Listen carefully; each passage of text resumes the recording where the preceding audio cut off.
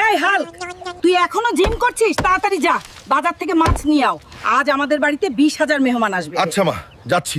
এই অসময়ে আবার 20,000 মেহমান কোথা থেকে আসলো?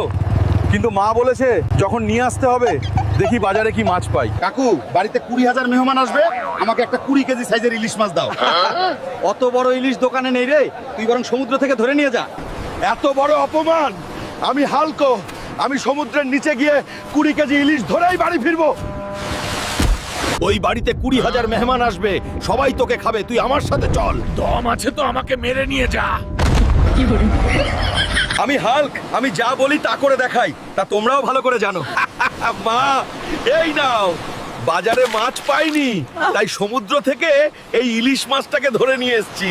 মা, তুমি এত খুশি কেন? 20 কেজি ইলিশ বিরিয়ানি রান্না হচ্ছে, কিন্তু কোনো মেহমান এখনো আসেনি। তাহলে এই মেহমান কারা? আরে পাগলা,